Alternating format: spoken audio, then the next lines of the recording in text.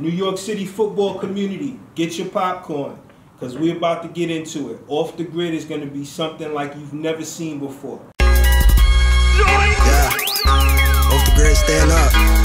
SBC, Black Elvis, Roddy, OG, it's wavy. Look, started from the bottom, so we off the grid. Tryna make it to the top, we soon live off the grid. Had dreams of making teams, I was just a kid. But we off the grid, yeah, we off the grid. On the come up, so we off the grid. Had dreams of the league, we was all just kids. These boys from the underground, they often miss the podcast, bringing light so they don't call it quits. Now pass the rock, I'm open on the 10. They call me wavy in the red zone for the win. Then do your dance on them, raise the roof, we got the fans roaring. Catch a pick and then do it again. Chicago ain't my home, but I can't bear to see us lose.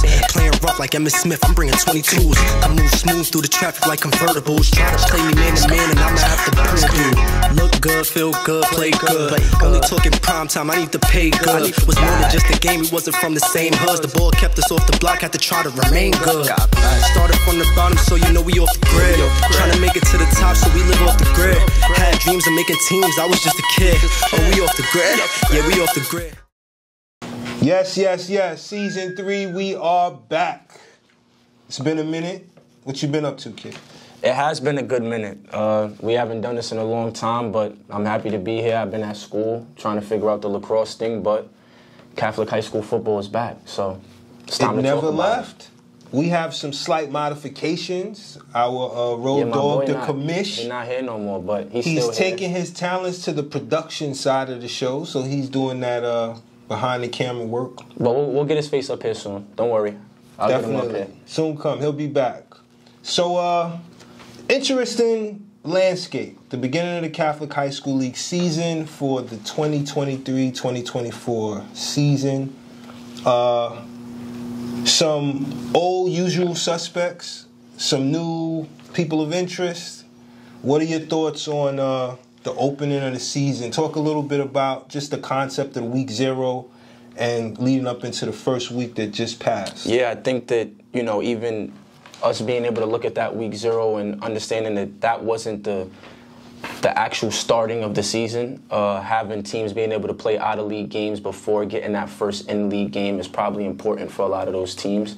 And it also gave us a chance to be able to gauge some teams and say, you know, who was able to produce in those games. I think Hayes played a great Week 0 game and being able to come out and go 1-0 to other teams in that league who weren't able to. So I think that, you know, the league has gotten off to a good start. There's definitely been some expectations of some certain teams, and I think that some teams have risen to that in these last 2 weeks, and some teams have fallen to it. But there's definitely more time to come to be able to tell where these teams are going to end up in the next couple of weeks. Definitely. There's also been a shift in who makes up the AAA in the Catholic High School League this year. Yeah. So we have a reemergence, so to speak, of Chaminade.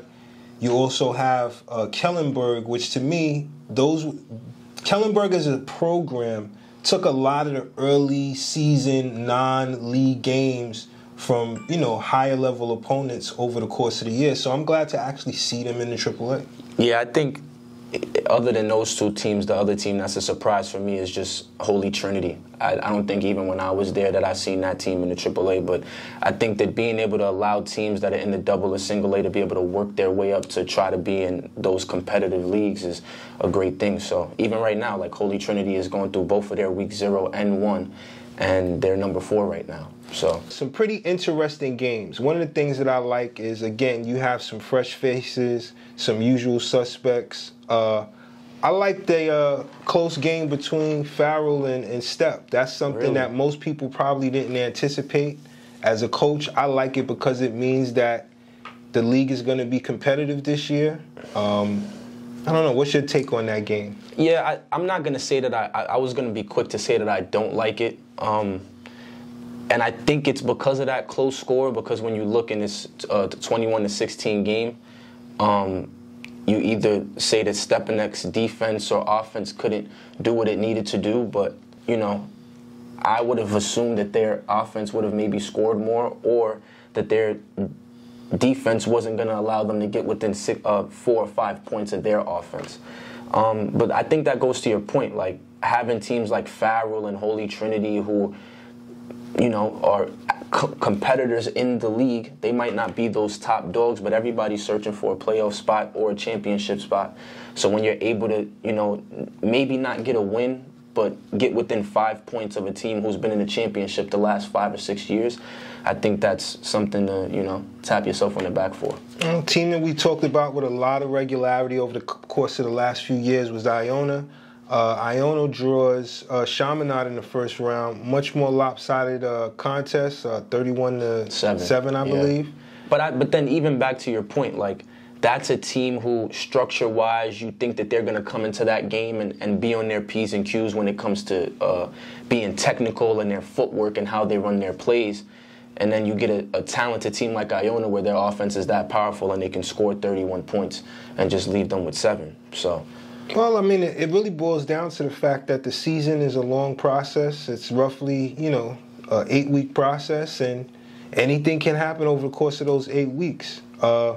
Clearly, the game of the week, a barn burner out in Long Island. Oh, we hate to see St. Anthony's and Hayes go at it. But I think that was even one thing that I loved about that game is the high-scoring nature of it, and maybe there could have been a better defensive play from, either team. But 52-53, that's 100 combined points from both of them. So. To that point, that's good football on a Friday night, in my opinion. I mean, I think everybody got what they came out to see. St. Anthony's being the defending champs, also being ranked number 2 in the state, and Hayes respectively number 3. For once, I would say that the rankings were very close to reality.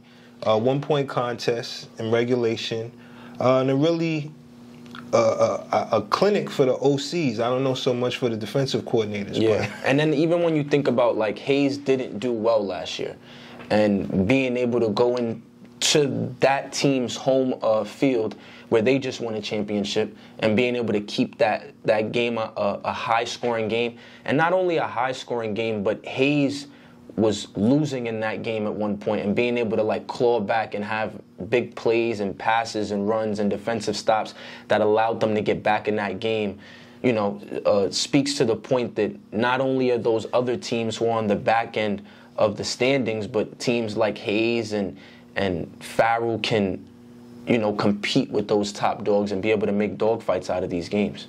Yeah, I think it'll be interesting the further we get into the season to see who lands in those top 3 or 4 spots in the AAA. Do you think it's going to fluctuate a lot, or you think it's going to I like when it stays the same. I like when there's a top dog and they're able to just figure it out all season. In honesty, I think it's healthy for the league for the new teams to compete and be competitive. As far as who the top dog is going to be, that's going to take care of itself. Whoever gets it done is going to get it done. I would say that St. Anthony's being defending champs, clearly, you're going to expect them to be around come playoff time. Iona, Hayes, and Stepanak, to me, those 3 teams are... And that's half the league right there. That's 4 out of the 8. But those 3 teams represent a particular portion of the league. So, St. Anthony's traditionally has represented the Long Island side of the league, but when you're talking about the inner city, the Westchester, Bronx area, those are your 3 programs, and those 3 programs have been solid for the last, 6-7 years. So I expect to see that, but it'll be interesting to see. Farrell is a program that's got a lot of history, a lot of pride, very well-coached program historically over the years. Chaminade, listen, you know how I feel about those guys. Anybody who walks into a game after week 6 with Chaminade, I think Chaminade and thinks it's going to be a cakewalk is kidding their themselves. team slogan has got to be any given Sunday, because they literally are the team that you think you're going to go in there and you're going to beat them, and on any given day they're probably going to beat you, and it's not going to be a good sight. So kudos to Chaminade and their coaching staff and the players. So I think time is going to tell. From a local perspective, clearly we are most closely attached to the Hayes program. Watching Kenneth Antoine develop and kind of come into his own as a premier back. Also, Rich Bellin command that offense. You know, Rich is a very talented guy, younger brother of Henry Bellin, the previous quarterback at Hayes. Shout out to my boy at Duke now, doing big things. That's right. Shout out to Henry down at Duke, repping Cardinal Hayes football, New York City. But Rich is a very dynamic athlete. He's playing a quarterback position, but he can pretty much do everything. I think the first week stats will show that, because your running back and your quarterback are very comparable rushing numbers in the week opener. Yeah, I was going to say, I don't even mean to like reminisce about my days, but like even when I was playing football and my teams were at its best, I was playing quarterback, and I'm going to be honest, I'm not the best quarterback out there, but when I was paired with decent enough or good receivers that were going to catch the ball and a running back who was just going to run his ass off, it's extremely easy to make things happen out of that. So with being just an athlete as a quarterback and handing off the ball to somebody who's a superstar, you're not really asking for a lot from me. So I think that, you know, Beilein is figuring it out. I think that Hayes should continue to be good. But just going back to your point, I think having those new faces and different teams competing against different guys is good. Just looking at the championship sheet and just seeing the same names. I mean, even from the last couple of years, you get Hayes, Step, Iona popped in there. But St. Anthony's, Farrell, if you really, truly go through the list, it's like I said, it's the top dog every time. And that top dog has stayed the same. So I think it's time for, you know, somebody else to figure it out. So, you know, we also talked about Step. I'd like to take the time to shout out Step alumni Johnny Cornelius, playing offensive line out at Oregon this year and representing well. V-Man. A lot of breakfast served, pancakes everywhere. And I think even you shouting him out is a great thing, because I grew up with a Johnny. I even mentioned Henry, who played on my high school team. I think that us being able to get back in this space and being able to talk about guys and coaches and teams on the high school level is great, just because me, one, being in that space and knowing how it feels to be able to produce and not have the recognition, us being able to try to bring that to all of the student athletes who are working their hardest out there and trying to win a championship or try to just make themselves a better man. I think this is, you know, this is where we should be right now. And that's what this really is all about. Creating content, creating a platform for our young people, particularly in the New York City area, where football, let's just face it, is not the common denominator that is just looked at across the board as the New York thing. You know, basketball gets a lot of the action here, creating a platform to give back to New York City specific football athlete. We historically have not gotten the kind of coverage I think that New York City football players in the high school level deserve. So we're going to continue to do this. You athletes, as long as you keep producing, you make the job much easier for us. So please keep putting in that work, and we'll keep talking about you. I don't know if this is intentful or just by circumstance, but the league's all over the place. We're playing cross-league games, out-of-state competitors, nationally ranked programs, not nationally ranked programs.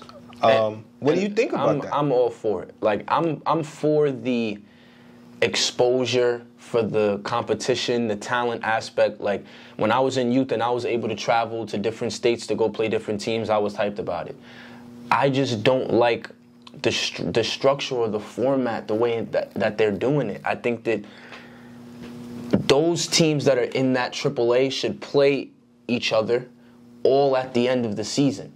Or at a time where it can all make sense. If you do, oh, this team plays this team then, and then you throw in a non-league game, now it's kind of like, oh, like, do I have to, like, the priority of winning those games now kind of gets misconstrued when you just start throwing games in there, in my opinion.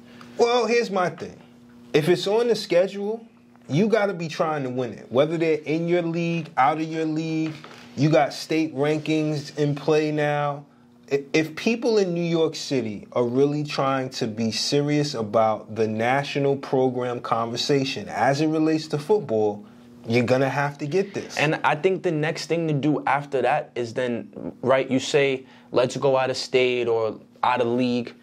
The next move would then now be, why aren't the public schools playing the Catholic school? Because that might be the biggest draw that you're going to get. But my friend, you haven't really paid attention to the schedule.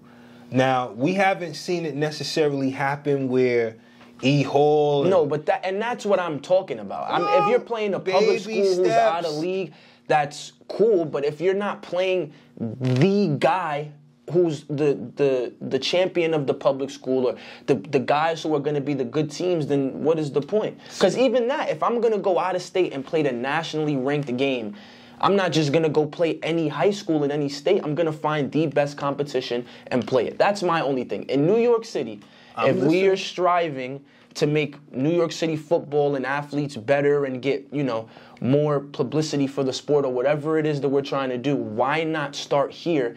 And what is the rule that's saying that E. Hall can't play Cardinal Hayes in a non-league scheduled game?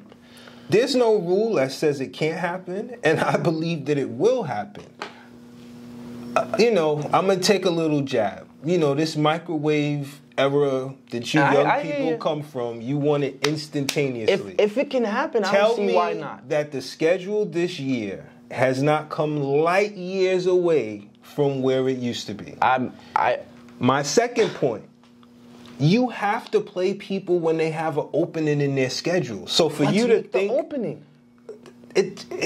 You're saying that, but these are the openings. So when you look at week 2 and week 3, and you see Hayes on week 2, and they're playing Pope John. Or make it the week 0 game. You never saw Pope John and Hayes in the second week of the season have a matchup. And they made it happen. That's all I'm saying. So we're getting there. And I'm with you. All I'm saying is baby steps is one thing. But it hasn't happened as of yet. So if your baby step, you know what? That's where I'm going to retract my statement. I don't agree because it's not baby steps. The baby step would be stay in-house and do a public school that's in the city. Then when we want to go national and we want to, put it up a notch, you go out of the state and you find somebody else. I'm going to break your heart and tell you, you're speaking as a fan and not I'm speaking as a player AD. Too. Yeah, but I don't need to speak from the AD. You do. Hold on. Listen, we heard you out, so listen to this. Yes, you want to play the local teams, but what you're trying to build on a bigger scale, I believe, playing these Pennsylvania, Maryland, DC, Connecticut teams is going to go a much longer way. Hayes and E. Hall could play every year, and it'll be the biggest bragging rights game of the year. But is it going to make either one of those teams better as a national program? Oh, so then we have to disagree. It's good football, and football needs it, and it's going to happen. That's not true. It's going to happen. What is the difference between those teams out of state and E. Hall? Or those teams out of state and Cardinal Hayes, or Stepanek, or Iona, now you're going to start trouble, because the answer to that question is... I'll let you finish. Historically, if you took the best PSAL team and lined them up against the state champion or even the city champion, that's the problem. On the other side, those games typically are very lopsided. That's the problem. That's why we're having this conversation, because in those conversations and in those games, we assume that because these are the teams from in the city, that when they go compete somewhere out of state, that they're just going to get their asses kicked. And that's just not the truth. New York City has great athletes. I don't care where you get them from. Get them from public school, get them from a private, Catholic, whatever you want. I just don't understand why we haven't gotten to a point where we can play each other. That's my only concern. The politics of New York is what's standing in your way, plain and simple, right? I don't think that the best players in either league are afraid, not interested, or not willing. So let's be clear. It must be the ADs. The programs aren't running away from this, but every school plays in a league. There are people on the boards of those leagues who are charged with making these types of decisions. So if the outcry from the public and, more importantly, the resources necessary to make this work are poured in, it's a done deal. Nobody wants to be the guy that's preventing New York City from having the most exciting football. I don't believe that. I would hope not. And I promise you, we'll get up here every week and talk about anybody who does try to stand in the way of it. So, it's going to happen. It's got to happen quick. We sit around and bounce around the idea of picking a game of the week. I can tell you right now, week 1's game of the week picked itself. We were out in the street, out and about. Took a nice little drive out to Long Island. Little drive. It was a good drive. It was a long one. Well, you know, that's the beauty of Friday night. Yeah, I remember that. Friday night to St. Anthony's is not the drive you want to take, but they definitely did play a great game. I love the high-scoring nature of it. I think that both teams, St. Anthony's being the champions of last year and then Cardinal Hayes still kind of being in that mix, you know, them being able to battle it out like that on Friday night is definitely a test to how those two team seasons are going to go. I think that, you know, it was a big staple game in saying, you know, this is how we want the rest of the season for us to look, high-powered offenses. You know, the defense will probably get better. It's week 1, so a lot of things to fix there, but I think it was a good thing for both teams on Friday. Yeah. Also, notable thing to mention, a shift in the control of the offense at Cardinal Hayes. Yeah. So for many, many years, And 50 points from it, huh? Kyle Lamont, the former OC, who's gone on and I believe coaching in Connecticut now. Yeah. I got to do some research. I don't know the guy's name yet, but there's a new OC in town, and he he's put 51 figuring it points out. He's figuring it out. He's figuring it out quick. So, look, that's good for them. Maybe sometimes you got to get new faces and new things installed into your team and structure so that you can find ways to win. So, I'm all for it if it's going to get my alma mater some more wins. I'll say to you, this will probably be a painful memory, but St. Anthony's quarterback reminds me a lot of that lacrosse/football quarterback you played against back in those 2017, 18, 19 years. Yeah, that kid was shifty. But I think even like, you know, not that it's a good thing or a bad thing. I honestly think that it's a great thing.